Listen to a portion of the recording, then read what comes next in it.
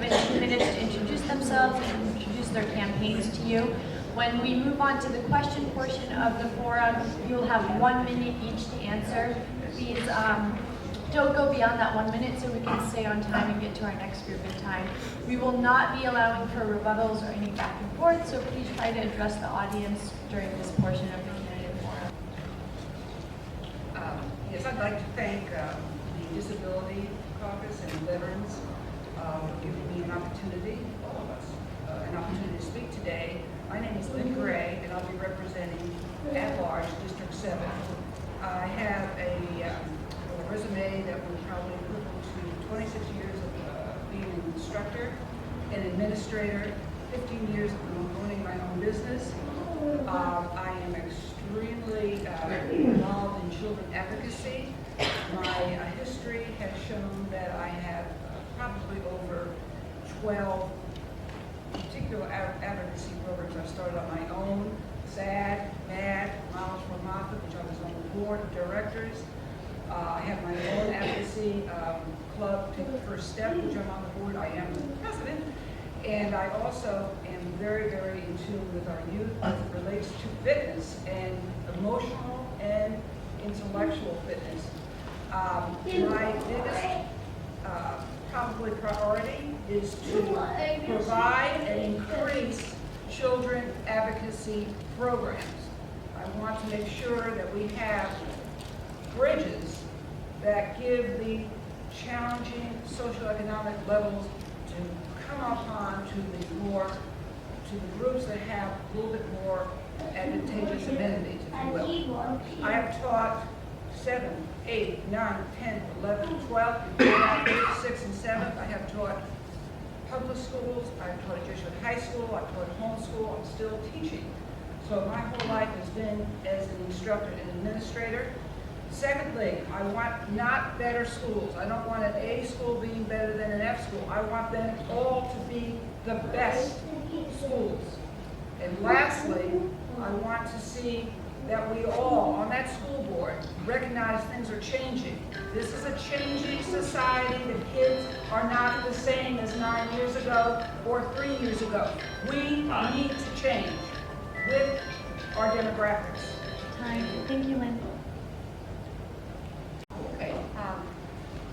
I think one of the premises that I'm running for is very, very important. It is for the welfare of the children. So in terms of their physical fitness or physical health, that is our priority. Without them being healthy individuals, not only coming through the front doors, but being in school, it's very hard for them to be steadfast in their learning and their attention span. So I'm going to wipe out the notion that food is not a huge priority. We need our children eating right. We need experts, absolutely. We need to have a nutritionist. But more importantly, since this is the school board, we need to be the voice of what do we expect? What are our expectations for our children in terms of when they eat, what they eat, and follow the nutritional guidelines from an expert. And to that end, there is nothing wrong, and this is very talky, nothing wrong with having a special committee to work on that. Because we can't be expected to be experts, as you said, in the nutritional field. Thank you, Lynn. Alex? This next question will start with you, Lynn. So, Lynn, we'll go around. As a member of the school board, what policies and procedures will you implement to ensure the safety of students with special needs? One of the biggest challenges I think many school board faces is with the exceptional needs, the students thereof. I do believe that Kevin Beckner has, and there is Dr. David Lamb has a huge experience level with exceptional students. And I do think that there are resources out there that are way beyond what we're doing for them. As far as specifics, this is a very important question because it's a huge debate. Mainstreaming, when do we do it? I work with special needs kids all the time. My son was, I shouldn't say was, but is one. But I'd like to see them involved in the classroom at an early on stage so they can be brought up and thought of as the norm. I don't want to see kids that are special needs all of a sudden being put past in the classroom without having a little bit of mainstreaming before that. Thank you. Alex? What should the school board do about the over $350 million budget deficit facing the school board? Thank you. Lynn? Yes, I think every school board member needs two things to keep in mind in determining how money, revenue is spent. First off, I think they should know exactly where they want to allocate the revenue that we have. Second, they should be looking at how to maximize what money we do have, and that should be done in a visionary, sit-down planning stage where it is a talk and there's consensus reached. Right now, we don't have currently on our school board much consensus. Now, in terms of streamlining, and I appreciate that word, and Bill, don't get upset with me, Bill is a former administrator, but I do think administratively, when we have to tighten our belts, we have to look at letting them come down or getting them involved in the teaching process so the income of their higher salaries does get reduced. That makes a difference. I also can't emphasize the enormous possibilities of corporate inputs. We have wonderful, generous corporations out there that will help with our revenue, and I know this conversation is just very, very long, so that's enough. Thank you. I think now we're starting with Randy. Randy, you'll have the first answer for this question. This is another question from the audience. Please comment on the current efforts in the Florida legislature to undermine local school boards, specifically state charter authorization, open enrollment, and forbidding school boards from using dues to sue over state education policies. So this is a loaded question. A very important question. I do believe that we need to have the educational commissioner to be an elected position versus appointed by the governor. That way it is a replication of what we feel our children need. That is key. Secondly, I think we need to take a better look at our charter schools. It is now being looked at as a form of, if you will, segregation. A lot of folks are thinking the charter schools are more elitist than our public schools. Right now, we're subtracting a lot of money from our public schools and seemingly giving it to our charter schools. Are we doing what's right for our public schools? I'm running for a public school board. I have a real concern with that. I also am very, very privy to the higher level learning. I think that's a great situation. But the standards for charter schools should be the same for public school. And I think we need to start looking at that. And that's all I'm saying. Thank you.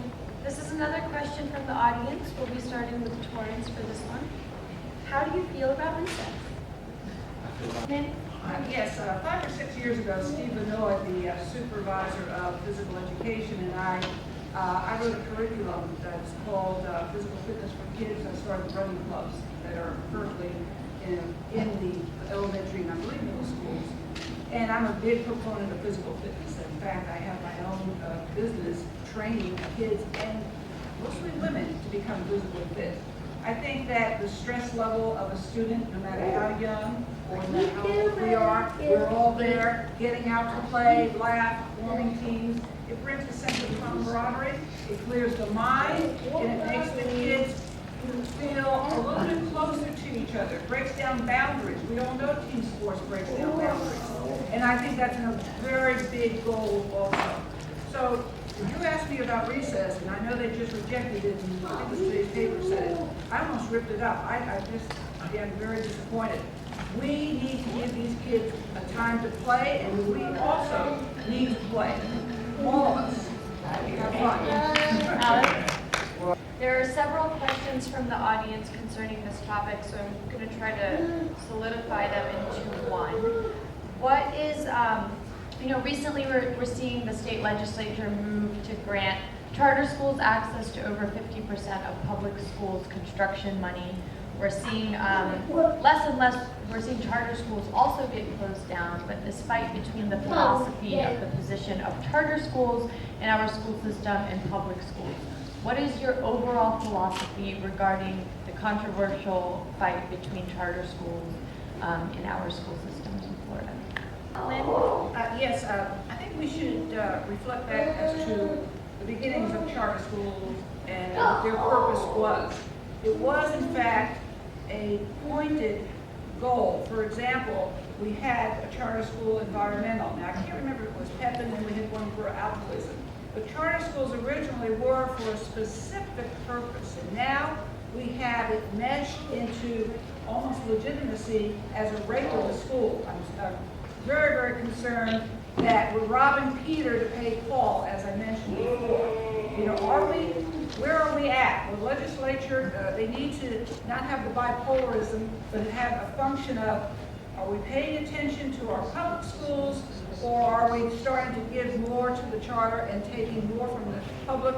They're blaming us for spending too much construction money at the public. Are we really?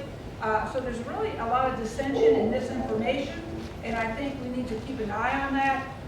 My vision of charter schools right now, I have an appointment with Jenna. I'm going to learn a little bit more about it. I don't know all of the funding in the background, but there is. I do have a concern. Last independent performance audit was conducted over 20 years ago. A performance audit measures the strengths and weaknesses of every department and will provide the superintendent with a real roadmap. Do you support this measure?